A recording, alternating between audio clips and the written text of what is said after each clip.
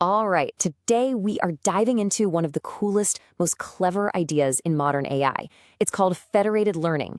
And this is a technology that might actually be working on your phone right this very second. And believe me, it is completely changing the game for artificial intelligence and our personal privacy. I mean, just stop and think about that for a second. Your phone's keyboard gets smarter and smarter, right? It learns how you type, it suggests the words you use, and it fixes your common mistakes. It's totally tailored to you. But how on earth does it do that without, reading all your private texts and sending them somewhere? Well, it's not magic. It's the exact puzzle that federated learning was built to solve. And that puzzle really gets at this fundamental conflict we have in the world of AI.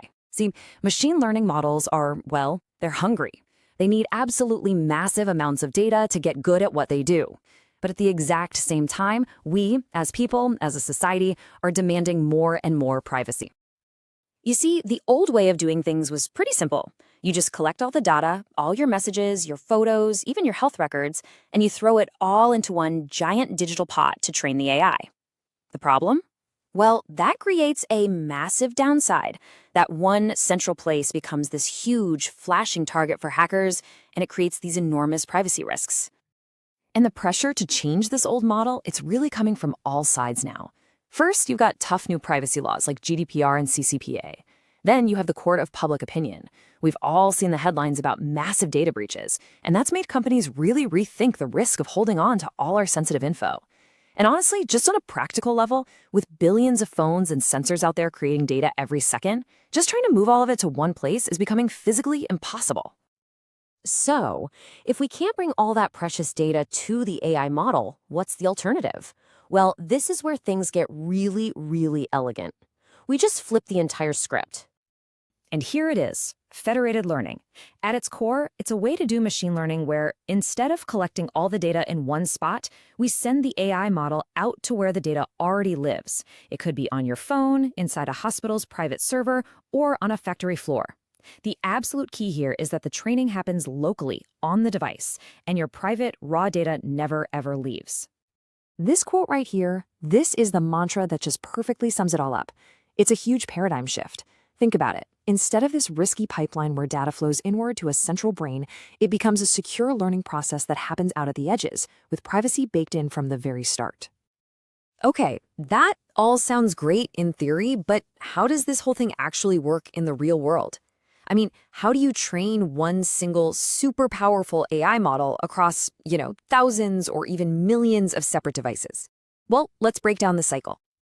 It's really like a four-step dance that just repeats over and over. First, a central server, we'll call it the aggregator, sends out a copy of a starting AI model to all the participants or parties. Second, each party, like your phone for instance, takes that model and trains it using only its own private local data. Third, and this is the genius part, each phone doesn't send the data back. No way. It only sends back the updates to the model. Think of it like a summary of what it learned, not the diary itself. Finally, the aggregator takes all these little summaries from everyone and combines them into one new, smarter, improved global model. Then it sends that new model back out and the whole cycle starts again. And this diagram gives you a great visual.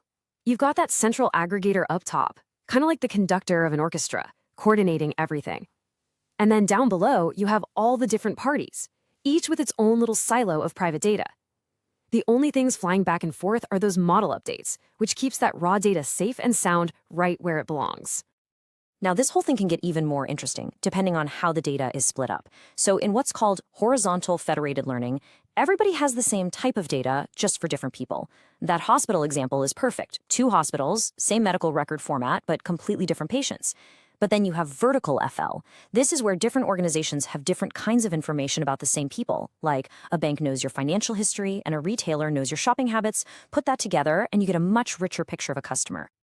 And you can see what that looks like structurally here. For the horizontal split, notice how the columns, the data features are the same, but the rows, the individuals, are different for each party. Now look at the vertical split. Here, the rows are the same. They're talking about the same people, but each party has its own unique columns, its own set of features. It's a really powerful distinction. But of course, it's not quite that simple. As with any powerful new technology, federated learning isn't some magic bullet. it definitely comes with its own unique set of challenges and vulnerabilities that researchers are working really hard to solve. And here's the catch. Even though your raw data is never exposed, those model updates that get sent back can sometimes, under the right conditions, leak a little bit of information. A really sophisticated attacker could potentially analyze those updates and try to reverse engineer sensitive details from them. So if you look at the big picture, the potential attacks on these systems really fall into two main buckets. And this chart gives us a nice overview of that landscape. Okay, first up, you have what are called manipulation threats.